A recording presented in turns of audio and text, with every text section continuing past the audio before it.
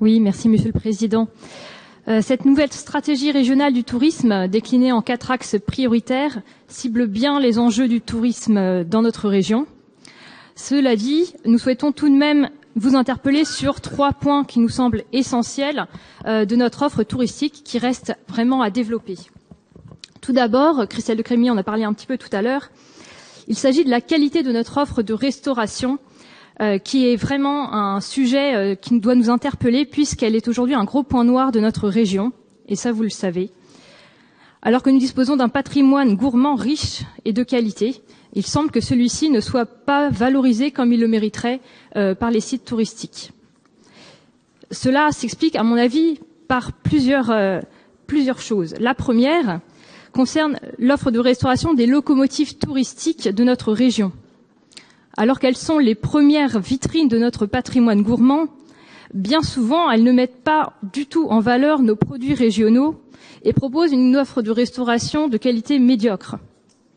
La région doit pouvoir jouer un véritable rôle d'ambassadeur auprès de ces acteurs touristiques, dont la restauration n'est évidemment pas le cœur de métier, mais dont l'impact sur l'image gastronomique de notre territoire est considérable. Évidemment, les touristes se font une image de notre région puisqu'ils associent au niveau de la gastronomie ces grands sites touristiques qu'ils ont visités avec notre patrimoine gourmand, et c'est là qu'il y a vraiment un effort à faire. D'autre part, les sites internet qui sont la première porte d'entrée, eux, de notre région pour les touristes, ne valorisent bien souvent pas suffisamment nos produits régionaux, ni les restaurants qui font un véritable effort de valorisation de ces produits. Par exemple, si vous rendez sur le site Val de Loire France et le récent site Sologne Tourisme, on ne voit à aucun moment une valorisation des produits locaux et de nos spécialités du terroir. C'est vraiment très dommage. Ce serait vraiment intelligent de pouvoir proposer dès la page d'accueil de ces sites un onglet dédié et accessible en un clic pour que vraiment la première approche de notre destination par les internautes permette de découvrir, d'associer à cette destination des produits phares de notre terroir.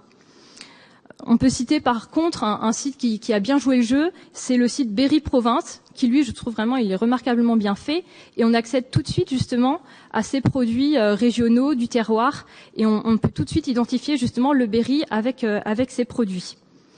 Donc il faut vraiment suivre cet exemple. Et nous devons mettre un point d'orgue à ce que les touristes puissent très vite identifier donc la destination à des produits locaux et qu'à partir des produits du terroir, ils puissent accéder à un annuaire des restaurants qui permettent de les découvrir. Donc à travers ces sites internet, on pourrait avoir un annuaire qui nous permette de voir quels sont les restaurants qui jouent le jeu justement du local avec une offre de qualité et ainsi leur offrir à eux une promotion un peu privilégiée par rapport aux autres restaurateurs. Je pense que ça pourra inciter également les restaurateurs qui ne font pas le jeu de travailler les produits locaux de s'y mettre de manière à profiter de cette promotion.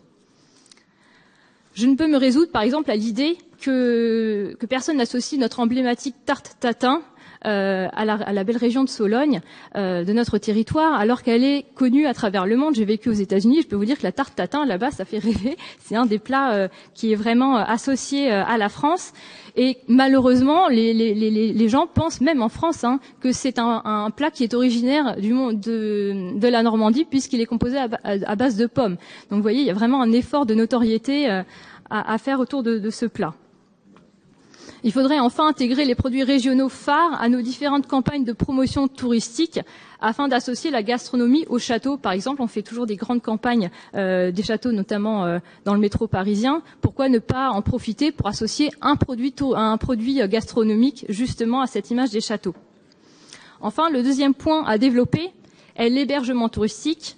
Comme vous le savez, le dispositif Cap Hébergement n'est pas suffisamment utilisé et il ne suffit pas à développer notre offre.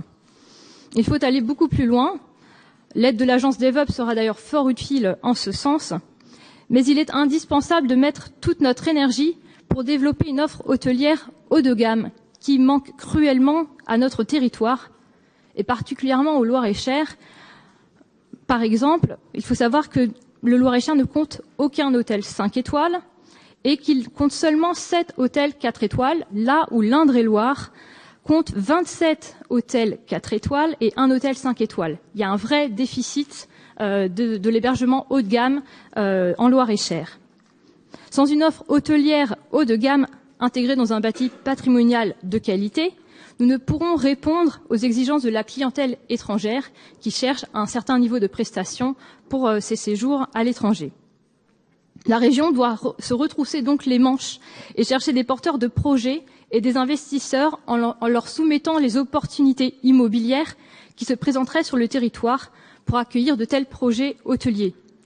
Elle doit également pouvoir les accompagner dans les différentes étapes du projet pour une adéquation optimale entre l'offre et la demande. C'est vraiment un point essentiel et vous le savez, l'hébergement haut de gamme doit vraiment être développé. Le troisième et dernier point concerne le développement du tourisme d'affaires, qui représente un enjeu très important pour la lutte contre la saisonnalité touristique. Il y a eu un vrai manque de développement du tourisme d'affaires dans la région, alors que nous avons de nombreux atouts pour le développer. Évidemment, notre proximité avec Paris, la qualité patrimoniale et naturelle de notre destination et son classement au patrimoine mondial de l'UNESCO. Le grand intérêt du tourisme d'affaires est qu'il n'est pas météo-sensible, il ne désemplit pas du fait des attentats, et ça c'est vraiment aujourd'hui essentiel, et il se pratique en basse saison. Donc il a vraiment cet avantage de contrer la saisonnalité touristique, puisque le tourisme d'affaires s'effectue hors des vacances scolaires, et qu'en plus de ça, de toute façon, les entreprises, quel que soit le contexte économique ou conjoncturel, ont besoin de se réunir, et elles cherchent de plus en plus des destinations justement où on peut se ressourcer. Le club destination séminaire du CRT n'a jamais bien fonctionné et ne pouvait de toute façon suffire à lui seul.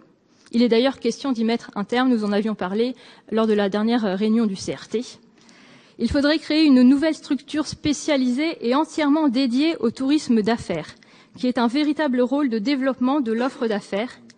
Et dans le même temps, elle devrait être en mesure d'apporter une vraie expertise qui manque beaucoup au site de la région et qui pourtant aurait la capacité d'accueillir des séminaires, des conventions ou des congrès, même si parfois cela nécessiterait des aménagements importants dans le respect bien sûr du patrimoine.